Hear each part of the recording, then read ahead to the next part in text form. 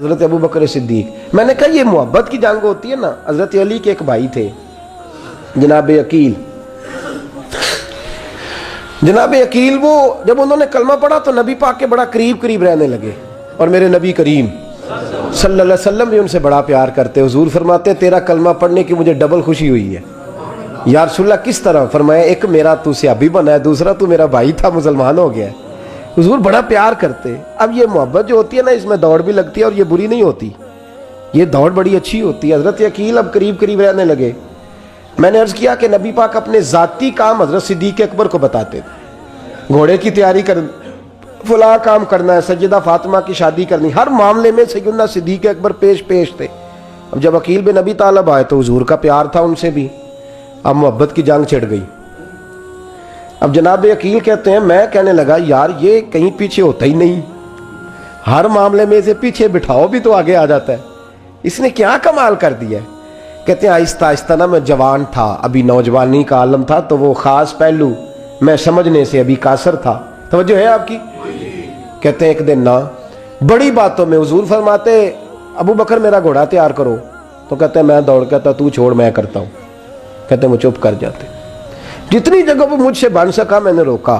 حضرت صدیق اکبر بولے, کہتے ہیں ایک دن نا مسجد کی پہلی صف میں بیٹھا تھا. میں نے پچھلے جمعے بھی کہا تھا اگے ہو بوے جڑا پہلوں آئے, یہ حکم ہے نا حدیث میں, پہلے آئے اور آگے بیٹھ جائے, گدنے پھلانگنے سے منع کیا. کہتے ہیں ابو بکر صدیق, توجہ ہے آپ کی, ان کی عادت تھی کہ جمعے والے دن مسجد کی صفائی کرتے اور صفائی کر کے سب سے آگے بیٹھ جاتے. بات ذرا میں نے قریب ہو کے سن لی, پاس بیٹھ جاتے. عقیل بن ابی طالب کہتے ہیں میں بھی آیا سیدنا صدیق اکبر, اور مجھے کئی دنوں سے جلال تھا کہ یہ پیچھے ہوتا ہی نہیں. کہتے ہیں میں آیا تو حضرت ابو بکر آگے بیٹھے تھے, تو میں نہ جان بوجھ کے, بچہ تھا اور محبت تھی سرکار سے, ابو بکر سے بغض نہیں کوئی, خدا را اس بات کو ضرور ذہن میں رکھیں. فرماتے میں نے کہا ابو بکر اٹھ. مزے کی بات یہ ہے کہ جس مسجد میں صدیق اکبر بیٹھے ہیں اس کی جگہ بھی انہوں نے خرید کے دی ہے. مسجد نبی کی زمین کی سب سے پہلی رقم حضرت ابو بکر صدیق نے ادا فرمائی. اٹھ. کہتے اٹھے, پیچھے چل. توجہ ہے آپ کی؟ آنکھ کے تے ویکھے کو کسی نے, پاویں ماڑا ہوئے تے پاویں تے چھوٹا بندہ آنکھے تے پھر تے وہ دی خیر ہی نہیں, عمر میں چھوٹا ہو یا مال میں. اٹھ چل پیچھے. اللہ اکبر. حضرت علی دیکھ رہے تھے. کہتے ہیں سیدنا صدیق اکبر اٹھے, پچھلی صف میں, پھر اس سے پچھلی صف میں, پھر اس سے پچھلی صف میں, 7ویں صف میں پہنچ گئے اور وہاں ہاتھ باندھ دیے. کہنے لگے شہزادے اجازت دے تو یہاں بیٹھ جاؤں, تو رسول اللہ کا خاندان ہے, اجازت دے تو یہاں بیٹھ جاؤں. حضرت عقیل کہتے ہیں بیٹھ جاؤ. حضرت ابو بکر صدیق چپ کر کے پیچھے مل جائے وہی کافی ہے. 7ویں صف میں شہزادے یہاں بیٹھ جاؤں. میں بیٹھ جا. وہاں بیٹھ گئے, نماز جمعہ پڑھا, سب چلے گئے. حضرت علی حضور کی بارگاہ, یا رسول اللہ عقیل کو تو کچھ سمجھائے. حضور نے فرمایا کیا ہوا؟ کہ حضور اکثر ابو بکر صدیق سے یار جاتا ہے, آج بھی پہلی صف سے اٹھا کے 7ویں صف میں. شکایت تو حضرت عقیل کی لگ رہی ہے نا, اور حضور فرماتے ہیں علی تو عقیل کی چھوڑ, بتا ابو بکر نے کیا جواب دیا ہے. تو ابو بکر کی بتا, تو اس کی چھوڑ, تو اس کی, تو میرے دوست کی, میرے یار کی, میرے خلیل کی بتا. تو حضرت علی رو پڑے, کہنے لگے محبوبہ ابو بکر جیسا درد کہاں سے ڈھونڈ کے لائے. تو چپ کر کے 7ویں صف میں گیا اور اس نے کہا تو خون رسول ہے, تیری نسل پاک میں ہے بچہ بچہ نور, تو ہے نے نور, تیرا سب گھران. چپ کر کے بیٹھ گیا. حضور نے فرمایا بلاؤ ابو بکر کو, عقیل کو بھی بلاؤ. دونوں آ گئے. حضور نے فرمایا ابو بکر جمعے میں کیا ہوا ہے؟ عرض کی حضور کچھ بھی نہیں. حضور نے فرمایا تجھے کسی نے صف سے اٹھایا؟ کہا نہیں یا رسول اللہ نہیں. آپ کو کسی نے بتایا؟ حضور کیا؟ فرمایا نہیں میں نے سنا ہے کہ تجھے عقیل نے. کہا حضور وہ شہزادے آئے تھے, انہوں نے یار اتنا جذبہ دنیا کہاں سے ڈھونڈ کے لائے گی. بلے شاہ اوتھے ککھ نہیں بچدا جتھے عشق نے لایا ڈھیرا. کہا حضور یار یہ لفظ تاریخ میں ڈھونڈو گے تو نہیں ملے گے. میرے ابو بکر صدیق کیا فرماتے ہیں؟ کہا حضور وہ نسل رسول کا شہزادہ ہے نا, اس نے ابو بکر کو 7ویں صف میں ابو بکر کا بیٹھنا پسند کیا تو ابو بکر راضی ہے. حضور اس نے یہاں بیٹھنا پسند کیا, تیری نسل پاک میں بچہ بچہ نور, تو ہے نے نور تیرا.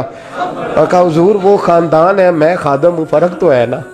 تو وہ خاندان ہے، میں خادم ہوں۔ میرے رسول کریم صلی اللہ علیہ وسلم نے بلایا جناب عقیل کو، ڈانٹا نہیں، محبت فرمائی۔ سرکار نے فرمایا عقیل بیٹے بیٹھ جا، میں تجھے سمجھاؤں۔ پھر حضور نے بات چھیڑی، فرمایا تجھے پتہ ہے میرا ابو بکر کون ہے؟ عرض کی حضور میں، فرمایا نہیں سن، مکے میں سارا مکہ میرا دشمن تھا، یہ میری تنائیوں کا دوست تھا۔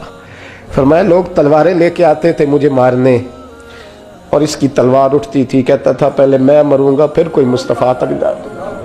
تجھے پتہ ہے یہ کون ہے؟ حضرت ابو بکر صدیق ہاتھ باندھے، حضور میں نوکر ہوں یا رسول اللہ، میں نے کوئی شکایت ہی نہیں کی۔ فرمایا عقیل یار ادھر بیٹھ بیٹھے، میں تجھے بتاؤں۔ کہا لوگ جشب ابی طالب میں قید کر آئے تھے، میری بیٹیاں پتے کھا کے گزارا کرتی تھی، یہ ابو بکر تھا پورے مکے میں جو ظلم سہ سہ کے میرے تک غلہ اور اناج لے کے آتا تھا۔ فرمایا عقیل ادھر آ، میں تجھے بتاؤں، تیرا خاندان تیرا قبیلہ سوائے مولا علی شیر خدا کے، فرمایا وہ سب لوگ میرے ساتھ پیار کرتے تھے، ہمارے اوپر انہوں نے مکے کی زمین تنگ کر دی۔ فرمایا میں مکے سے نکلا تھا، ابو بکر کی بیٹی غار ثور میں کھانا پکا کے لاتی تھی، اس کا بچہ بکریوں کا دودھ لے کے آتا تھا۔ فرمایا یہ جان پہ کھیل کے میری نگرانی کرتا تھا۔ فرمایا تجھے پتہ ہے جس جگہ تو بیٹھا ہوا ہے نا، یہ مسجد کی زمین بھی ابو بکر صدیق نے خرید کے دی۔ حضرت سیدنا عقیل یا رسول اللہ غلطی، حضرت ابو بکر کہتے ہیں حضور واللہ و رسول و منو، میرے اوپر اللہ رسول کے احسان ہے۔ آخری لفظ میرے حبیب نے کہے، حضور نے فرمایا عقیل میرے پاس جس کے بھی پیسے آتے ہیں میں بیگانے سمجھ کے خرچ کرتا ہوں، میں کہتا ہوں فلانے کے ہیں، وہ پوچھے گا کہاں لگے، لیکن ابو بکر کے پیسے آتے ہیں تو میں اپنے سمجھ کے خرچ کرتا ہوں۔ اور میرے رسول کریم صلی اللہ علیہ وسلم نے فرمایا میرے ساتھ جس نے نیکی کی میں نے بدلہ چکا دیا ہے، ابو بکر کا میں نے بدلہ دیا ہی نہیں۔ قیامت کے دن جب سب جنت میں جانے لگیں گے تو میں اس کا بازو تھام کے اللہ کی بارگاہ میں لے جاؤں اور میں کہوں گا یا اللہ میرے مولا، کلمہ پڑھنے سے لے کر غار تک، غار سے بدر تک، بدر سے احد، حنین، خندق، تبوک اور مزار تک، یا اللہ اس کی بڑی نیکیاں ہیں، اسے تو ہی بدلہ عطا فرما۔ میرے دوستو یہ رنگ حضرت سیدنا صدیق اکبر، بس وہ اقبال نے کہا کہ صدیق کے لیے ہے خدا کا رسول اور اس سے آگے پیچھے کچھ نہیں۔ یہ جو ماننے کا انداز ہے نا، یہ دیکھیے نا حضرت ابو بکر صدیق، بڑی دفعہ آپ نے بات سنی ہے لیکن اس بات کی لذت بڑی شاندار ہے۔ حضرت عمر نے طبیب بلایا ہے ابو بکر کو دکھانے کے لیے ملک شام، پہلے مانتے نہیں تھے، مولا علی کی سفارش ڈالی، پھر دونوں لے کے آئے، سیدنا علی المرتضیٰ بیٹھے ہیں، حضرت عمر بیٹھے ہیں، کہتے ہیں طبیب کو چیک کرو، ملک شام کا بڑا ڈاکٹر ہے۔ چیک کر لیا تو ڈاکٹر کہنے لگا کوئی مرض نہیں، کوئی تکلیف نہیں، کمزوری بڑی ہے، کمزوری بڑی ہے، ان سے پوچھے انہیں کیا مرض ہے۔ تو حضرت عمر کہنے لگے یار بول کیا مسئلہ ہے تجھے، کیوں اتنا کمزور، اتنا بیمار رہتا ہے، کیا پرابلم ہے، کیا مسئلہ ہے؟ تو حضرت ابو بکر صدیق نے آنکھیں کھولی اور کہنے لگے عمر تو قسم اٹھا کے بتا، تجھے پتا نہیں مجھے کیا مسئلہ ہے؟ تو اٹھا نا قسم، جنہ دے دل بر جانی وچھڑن، کون روے پھر تھوڑا، سب روگاں دائی روگ محمد جس کا نام وچھوڑا۔ تجھے نہیں پتا تو بول، اگر خبر ہے تو پوچھتا کیوں ہے؟ میرے دوستو کمال دیکھو، مدینے میں آج بھی مصطفیٰ کو سلام کرو تو ساتھ ہی صدیق اکبر لیٹے ہوئے، ساتھ ہی لیٹے مدینے میں۔ ابو بکر صدیق روز رات کو جا کے اس کے گھر کا کام کاج کر کے آتے۔ کام بتاؤں کیا تھا اس کا، جاگ رہے ہیں آپ لوگ؟ اس زمانے میں نا لوگ باتھ روم گھر میں بنا لیتے تھے، شاید پرانے لوگوں نے دیکھے ہوں، وہ اس کے اندر ہی پیشاب پخانا رہتا تھا، وہ آتے تھے ملازم تو وہ اٹھا کے باہر پھینکا کرتے تھے، وہ بی بی گھر کے اندر پیشاب کرتی، نابینا ہے، وارث کوئی نہیں، ابو بکر صدیق آتے، امیر آدمی، اور اس کا وہ پخانا پیشاب اٹھا کے باہر پھینک کے آتے، پھر اس کے گھڑے میں پانی بھر کے لاتے، پھر اس کے گھر میں جھاڑو دیتے، پھر اس بوڑھی عورت کو کھانا کھلاتے، پھر اس کو خرچہ دیتے، پھر اس کو کہتے کہ فلاں آدمی کی تیرے پڑوسی کی میں نے ڈیوٹی لگا دی ہے، ضرورت ہو تو اس کو کہہ دینا۔ بڑے زمانہ خدمت کی۔ ایک دن حضرت عمر فاروق اس بی بی کے دروازے پہ چلے گئے، دستک دی، اس نے کہا کون ہے دروازے؟ کہا میں عمر فاروق ہوں، عمر بن خطاب ہوں، پتہ چلا ہے آپ لوارث ہیں، میرا دل کرتا ہے میں آپ کے گھر کا کام کاج کر دیا کروں۔ تو بی بی کہنے لگی نہیں، ایک بندہ آتا ہے کئی سالوں سے وہ کر رہا ہے مجھے وہی ٹھیک ہے، ایک آتا ہے بڑے سالوں سے کام کرتا ہے وہی ٹھیک ہے۔ تو حضرت عمر کہنے لگے میں نے بھی کام ہی کرنا ہے، کچھ اس سے کرا لے، کچھ مجھے موقع دے دے نیکی کا۔ کہنے لگی نہیں وہی ٹھیک ہے۔ تو فرمانے لگے میرے اندر کیا نقص نظر آیا ہے، اماں جی مجھے بھی ٹائم دیں۔ تو بی بی کہنے لگی نہیں وہی صحیح ہے۔ حضرت عمر جذباتی آدمی تھے، جلالی آدمی تھے، کہنے لگے میں نے کہا نہیں مجھے بتاؤ میں کیوں نہیں کر سکتا۔ تو بوڑھی اماں کہنے لگی تجھ میں اور اس میں فرق ہی بڑا ہے۔ کہا وہ کیوں؟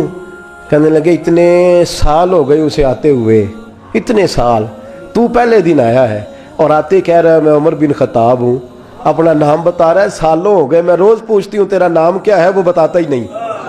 وہ کہتا ہے اماں میں کام صحیح کرتا ہوں تو نام کو چھوڑو، نام بتا کے کیا کرنا ہے۔ فرمایا یہ تھوڑا فرق ہے، اس نے اتنے سالوں میں نام نہیں بتایا اور تو پہلے دن ہی آگے کہہ رہا عمر بن خطاب ہوں، تو ابا جی کا بھی نام بتا رہا ہے، میں نے نہیں کام کرانا، مجھے وہی صحیح ہے۔ نام نہیں بتاتا، نوکری پوری کر جاتا ہے۔